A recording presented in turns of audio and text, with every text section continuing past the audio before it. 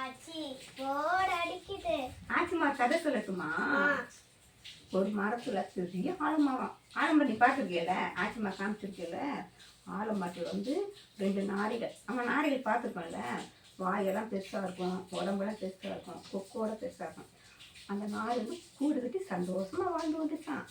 அதுக்கு வந்து நாரைகள் முட்டையிடுவாங்கள்ல, முட்டையிட்டு இறை தேட போகும்போது கீழே வந்து பாம்பு புட்டு இருந்துக்குது. நாரை போனதும் பாம்பு கருநாகம் அது மேலே ஏறிப்பி அந்த முட்டையெல்லாம் சாப்பிட்டுதான். அவங்க இறை தேடி வந்ததும் முட்டைகளே இல்லை, காணாம போச்சான். நாரைகளும் ரொம்ப வேதனைப்பட்டுச்சான். கஷ்டம் தானே படும். வேதனைப்பட்டு நண்டுகிட்ட போய் அது நாரைக்கு வந்து நண்டு ரொம்ப நண்பரான். நண்டுகிட்ட போய் அழுதுச்சான், கதறி அழுச்சான், என் முட்டைகளே காணலை அப்படின்ட்டு. நண்டு சொல்லிச்சான், நண்பா நீ கவலைப்படாத, நான் ஒரு யோசனை சொல்கிறேன். என்ன யோசனைனா, நீ மீனெல்லாம் பிடிச்சிட்டு வந்து கீரி வலை பக்கத்தில் இருந்து கீரி வலையிலேருந்து அந்த மீனை வரிசையாக போட்டு அந்த பாம்பு புற்று வரைக்கும் போட்டு நீ நடக்கிறது மேலேருந்தே பாருன்னு சொல்லிடுது.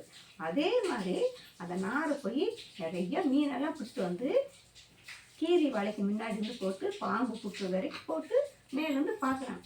அப்போ வந்து மீன் வாசனை இருக்குல்ல, மீன் வாசனைக்கு வந்து கீரி வந்து வெளியே வந்துடுது. கீரி மீனை சாப்பிட்டுனையும் மோப்பம் பிடிச்சிட்டே போய் பாம்பு புற்று வரைக்கும் போனதும் அங்கேருந்து என்ன இருக்குது, பாம்பு வெளியே வந்துச்சு. ரெண்டுக்கும் சண்டை போட்டு பாம்பு வந்து இறந்துச்சு. ஆனால் நாரைகள் ரொம்ப சந்தோஷமாச்சு. கீரி வந்து தான் வலைக்குள்ளே வந்துச்சு. அதெல்லாம் சந்தோஷம் வந்து இறை தேட போயிருக்காங்க. பசி எடுக்கும்ல, காலைல இறை தேட போயிருக்காங்க.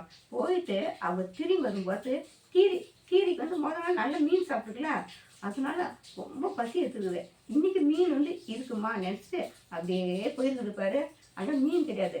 அப்படியே நேரம் மரத்து மேலே போய் எடிச்சு மரத்துல போய் முட்டையெல்லாம் சாப்பிட்டுட்டான். அதை வந்து நாரைகள் அப்போ இல்லை, நாரைகள் அங்கிருந்து வெளியும்போது கீரியை பார்த்துச்சு. கீரி மரத்துலேருந்து இறங்குனான்.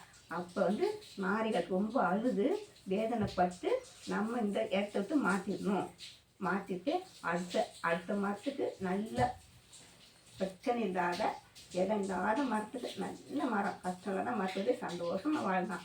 இது வந்து என்ன தெரியுதுன்னா, நம்ம இருக்கும் இடத்துல வந்து ஒரு கஷ்டமோ பிரச்சனையோ வந்தால் நம்ம உடனே இடத்த வந்து மாற்றிக்கணும்.